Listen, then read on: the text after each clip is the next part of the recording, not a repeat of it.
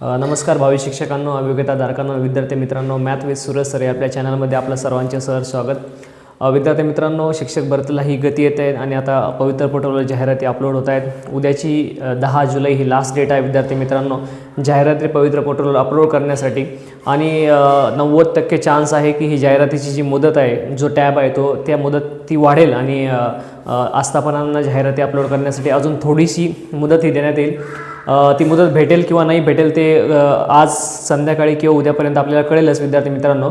परंतु विद्यार्थी मित्रांनो, सर्वात महत्त्वाची गोष्ट आहे की आता जी भरती आहे ती खूप फास्ट गतीने होते विद्यार्थी मित्रांनो. आपण लक्षात ठेवलं पाहिजे. न्यूज चॅनलवर देखील बातम्या येत आहेत, त्याचबरोबर पेपरलासुद्धा जी मोठे मोठे वर्तमानपत्र आहे त्याच्यातसुद्धा बातम्या येत आहे की शिक्षक भरती ही खूप आता फास्ट होणार आहे. जरी ती ऑगस्टपर्यंत जर शक्य नसेल तरी सप्टेंबरपर्यंत आपण आपल्या लाडक्या आपल्या ज्या आपण म्हणू शकतो की शाळेत, ज्या आपल्या हक्काच्या शाळेत आपण जॉईन होणार आहोत, आपल्या हक्काच्या शाळेमध्ये आपण जाणार आहोत.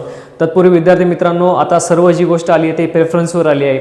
आता आपल्याला ना कुठला अभ्यास करायचा आहे, ना कुठले पेपर द्यायचे, आपल्याला फक्त आपला स्मार्टनेस यूज करून प्रेफरन्स हे योग्य प्रकारे द्यायचे विद्यार्थी मित्रांनो, ध्यानात ठेवा. कारण भरपूर असे जे विद्यार्थी आहेत की ते प्रेफरन्स जर चुकीचे दिले तर ती हे शिक्षक भरतीतून बाद होणार आहेत. तुम्ही ही गोष्ट ध्यानात ठेवा. तुम्हाला प्रेफरन्स खूप चांगल्या प्रकारे प्रेफरन्स द्यायचे आहे. भले तुम्हाला जास्त मार्क असो किंवा भले तुम्हाला कमी मार्क असो, आता मार्क डझंट मॅटर, तुमचं स्किल मॅटर करतं. तुम्ही प्रेफरन्स कसे देतात ते मॅटर करतं. म्हणून ही गोष्ट आपण लक्षात ठेवली पाहिजे. चला तर आपल्या आजच्या या व्हिडिओमध्ये आपण सुरुवात करूया की असे कोणते मुद्दे आहे ज्याने जास्त मार्क्सवाला देखील हा या भरतीतून वंचित राहू शकतो. विद्यार्थी मित्रांनो, ध्यानात ठेवा. तुम्हाला जास्त मार्क जरी असले तरी तुम्ही या भरतीतून बाद होऊ शकतात. त्यामुळं सर्वात महत्त्वाचं म्हणजे प्रेफरन्स तुम्ही कशा प्रकारे देताय. जर तुमचा प्रेफरन्स चुकला तर शिक्षक भरतीतून तुमचा नंबर हुकला. ही गोष्ट ध्यानात ठेवा. ही स्लोगन तयार करून ठेवा. प्रेफरन्स चुकला, शिक्षक भरतीतून नंबर हुकला. तर विद्यार्थी मित्रांनो, जर तुम्हाला जास्त मार्क आहे, जास्त in the sense 140 above marks आहे विद्यार्थी मित्रांनो. भरपूर असे जे विद्यार्थी आहेत ज्यांना जास्त मार्क आहे ते म्हणून काय करतील, तर सपोज 140 प्लस तुम्हाला जर मार्क आहे तर 140 प्लसचे विद्यार्थी काय करणार आहे विद्यार्थी मित्रांनो, तर जे मोठ्या संस्था असेल किंवा जे आपण म्हणू शकतो की 9वी 10वी 11वी 12वीकडे त्यांचा कल राहील की ते काय करतील, 9वी 10वी 11वी 12वीचे प्रेफरन्स जास्त प्रमाणात देतील. तर त्या जागा जास्त आल्या तर खरं जर आपण बघितलं तर 9वी ते 12वीच्या झेडपीच्या खूप बोटावर मोजणे इतक्या शाळा येतात. जागा खूप कमी असतात झेडपीच्या.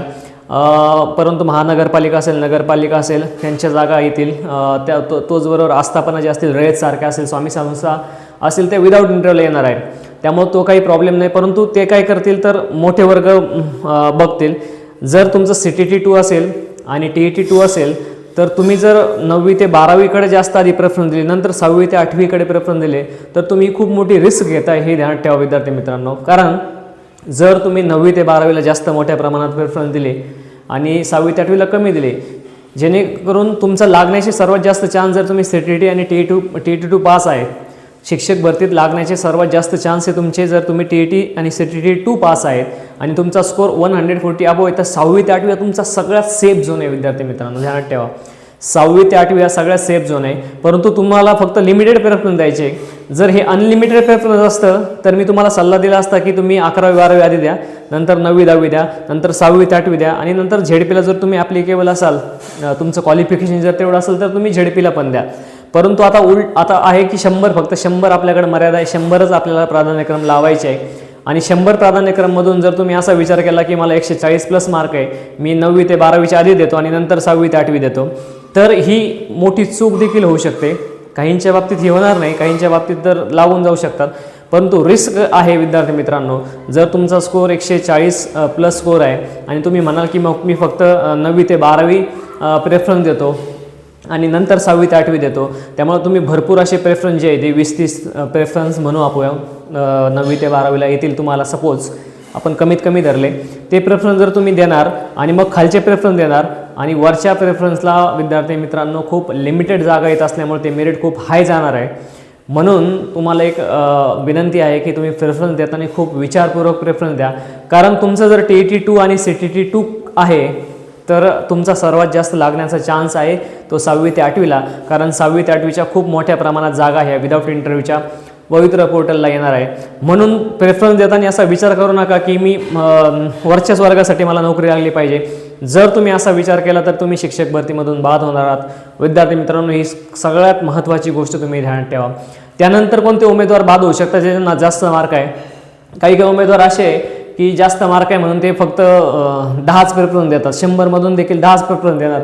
मला खूप जास्त मार्क आहे, मग मी रिस्क घ्यायला तयार आहे, मला माझ्या जवळच लागणार आहे कारण मला जास्त मार्क आहे, असं नाही।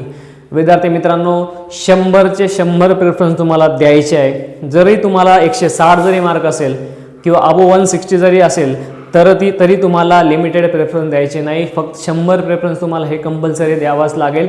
जर तुम्ही असा विचार केला की मला 140 150 प्लस मार्क आहे, मग मी विचार करेल की मी फक्त पहिले 10-15 संस्था, माझ्या जेवढे जिल्ह्यात संस्था असेल किंवा एक जिल्हा परिषद आली असेल ती जिल्हा परिषद किंवा आसपासच्या 2-4 जिल्हा परिषदच्या जागा त्या 4-5 आणि संस्थेच्या ज्या आल्या असेल त्या 5-6 असे मिळून मी 10च संस्था देणार कारण मला जास्त मार्क आहे। असा जर तुम्ही विचार करत असाल तरी देखील तुम्ही ह्या भरतीतून बाद होऊ शकतात विद्यार्थी मित्रांनो, कारण प्रेफरन्स कोणी कुठं दिले आपल्याला माहीत नाही, त्याबद्दल आपल्याला काही कळत नाही की दुसऱ्या कोणी आपल्या जिल्ह्यात आपल्या जी वाटते शाळा तिथे प्रेफरन्स दिले, तो ज्यांनी प्रेफरन्स दिले तो आपल्यापेक्षा जास्त मार्क्स आहे ते देखील आपल्याला माहीत नाही किंवा कमी मार्क्स आहे ते देखील आपल्याला कुठल्याही प्रकारची माहिती नाही। म्हणून विद्यार्थी मित्रांनो, ज्यांना हाय स्कोर आहे त्यांनी कृपया स्कोर हाय म्हणून रिस्क घेऊ नका। 100चे 100 प्रेफरन्स द्या, 1 पासून तर 100पर्यंत। मी म्हणाल जर तुमचं TET 2 आणि CTET 2 आहे किंवा TET CTET 1 असेल तर कृपया आधी सर्वात महत्त्वाचं म्हणजे ZP च्या जागा ज्या आहे त्यांना सिलेक्शन करा। आणि लोक तुम्हाला सांगताना असं सांगतील की उतरता क्रम लावा, 11वी 12वी 9वी 10वी नंतर 6वी 8वी नंतर खालच्या 1 to 5, परंतु याच्यात रिस्क थोडी आहे। म्हणून मी सांगतो की तुम्हाला माहिती आहे तुम्ही सेफ 100% कुठं लागणार आहात। तुमचं TET 2 असेल तर तुम्ही ZP लागणार आहात, मग त्याला आधी प्राधान्यक्रम द्या विद्यार्थी मित्रांनो, कारण 100च प्राधान्यक्रम आहे। हेच जर अनलिमिटेड प्राधान्यक्रम असते विद्यार्थी मित्रांनो तर मी सगळ्यात आधी तुम्हाला सांगितलं असतं की उतरत्या क्रमाने सुरुवात करा, आधी 11-12वीला प्रेफरन्स द्या, नंतर 9वी ते 10वीला प्रेफरन्स द्या, नंतर 6 ते 8ला द्या आणि नंतर 1 ते 5ला द्या जर तुमचं एज्युकेशन ते असेल तर DED वगैरे असेल तर। परंतु विद्यार्थी मित्रांनो, आता रिस्क घेऊ नका कारण प्रेफरन्सवर सगळा खेळ आलेला आहे। तुम्ही ज्या पद्धतीने प्रेफरन्स देणार आहात, ज्या स्किलने, ज्या माइंडसेटने प्रेफरन्स देणार आहात ते खूप महत्त्वाचं आहे। विद्यार्थी मित्रांनो, वारंवार प्रेफरन्सचे व्हिडिओ आपण का टाकतोय? कारण प्रेफरन्सवर सगळी शिक्षक भरती आता अवलंबून आहे। आपण म्हणू शकतो याला की हा एक प्रकारचा जुगार आहे, ज्याचा आकडा बसला तो बसला, म्हणजे असं म्हणतात विद्यार्थी मित्रांनो। ज्याचा नंबर लागला तो नंबर लागला, का बरं नंबर लागला? तर स्मार्ट प्रेफरन्समुळे नंबर लागेल, अभ्यास करून नंबर लागेल। एकदा जर तुम्हाला प्रेफरन्स तुमच्या लॉगिनला अवेलेबल झाले विद्यार्थी मित्रांनो, कृपया त्याची हार्ड कॉपी काढा। हार्ड कॉपी काढल्यानंतर विद्यार्थी मित्रांनो ते प्रेफरन्स सॉर्ट आउट करा।